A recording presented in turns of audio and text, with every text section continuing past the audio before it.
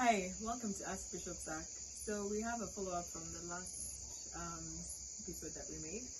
We had been discussing marriage and finances and why it is that finances sort of create a lot of conflict often within different marriages.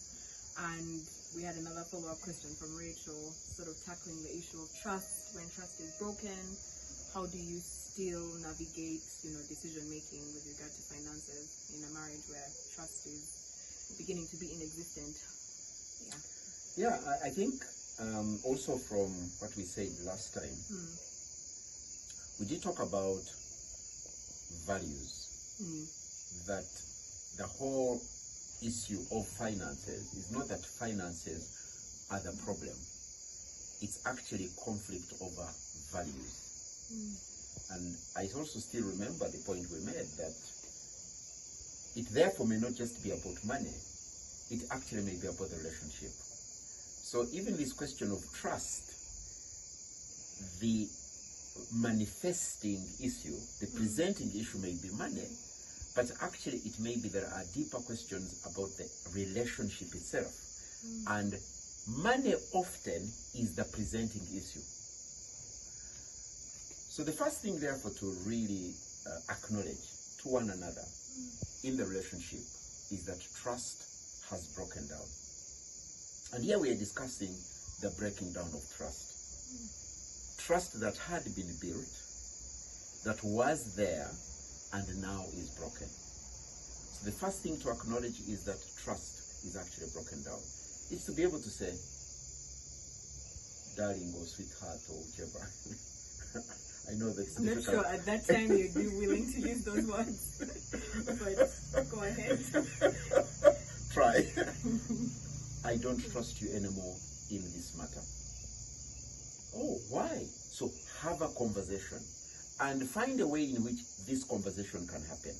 It may be even possible that you may not be able to have this conversation one-on-one, and therefore you need help for that conversation to actually happen. And therefore to communicate that trust has broken down is the beginning point.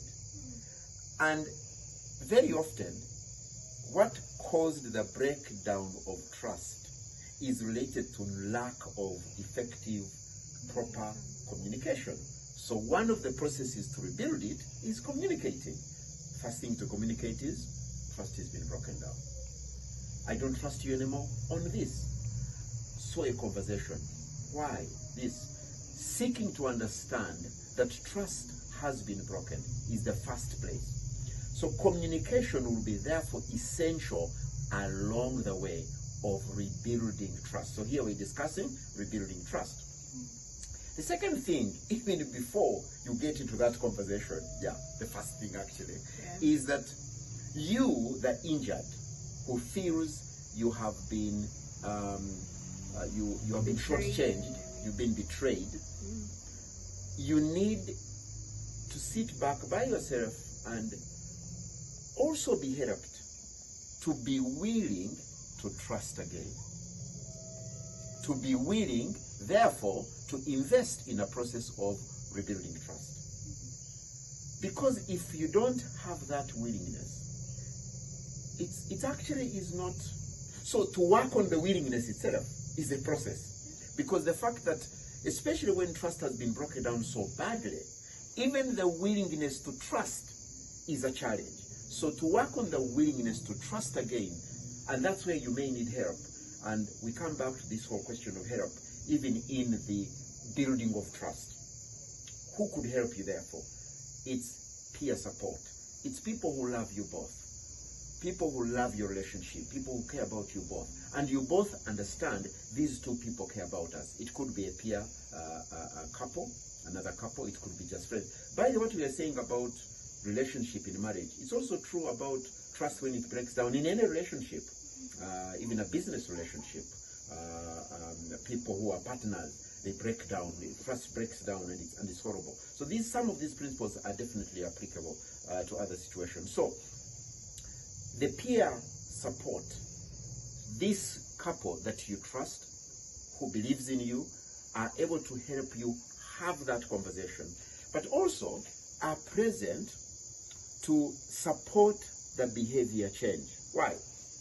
Because trust breaks down because of changed behavior, or failure to see expected behavior, or consistent behavior that negates, that is contrary.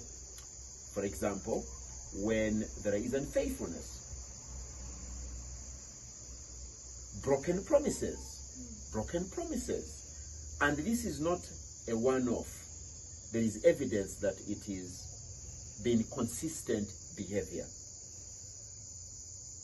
Broken promises, unfaithfulness, recklessness in spending money. But that recklessness is itself a reflection of what you think about the relationship. Secrecy. You've been borrowing money and you've not been, you could even say, I was borrowing so that we can build. No. Suddenly, I think a friend told me how they were shocked when the bank was repossessing their marital home because the man had borrowed and she didn't know. And the shock that this creates. So secrecy. This behavior is, so you must therefore address the secrecy. You must address the unfaithfulness. You must address the broken promises. How do you do it? Changed behavior. In order for the spouse, in order for you to believe again, to trust again, there must be ways in which that trust is built through changed behavior. So back to the couple, or even the marriage counselor, or simply a therapist, somebody who comes in between and seeks to help you. Even in broken relationships of any kind, the mediator, comes in and simply helps you on this journey of conversation. So the behavior change is necessary to be seen, because that's what, so the commitment of the mate, who was the primary reason for the broken trust, needs to commit to change behavior.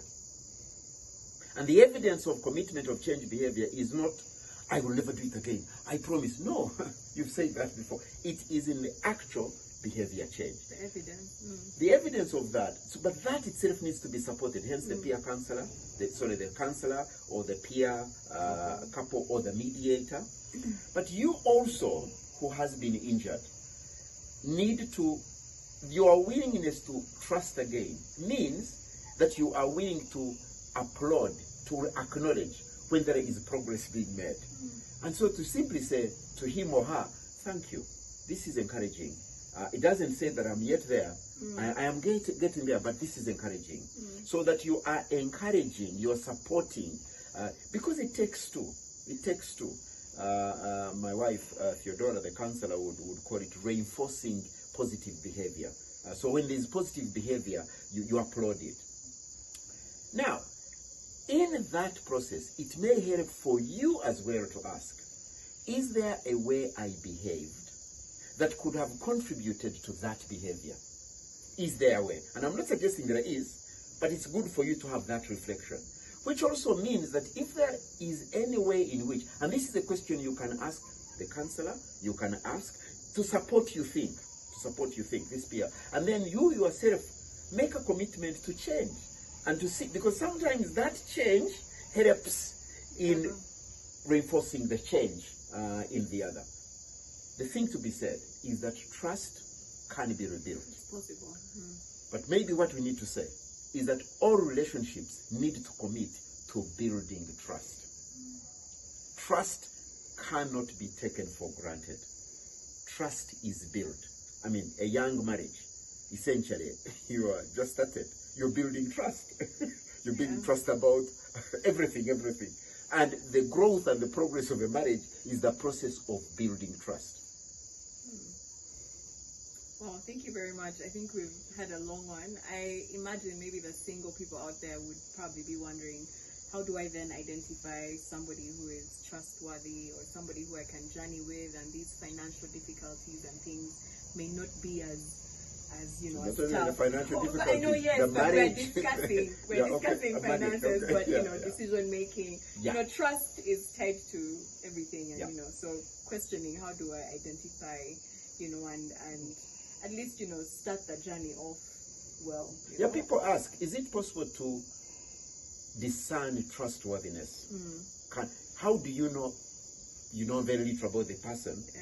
can you commit based on this person is trustworthy? That's certainly the decision of making a choice to spend the rest of your life, is that you've made the decision, this person is trustworthy. And yes, it is And possible. I will trust them. Yeah. And I will work on. Yes. So Anyway, I we think can we talk should about stop it. here, Yeah. yes. But thank you very much. Bye-bye.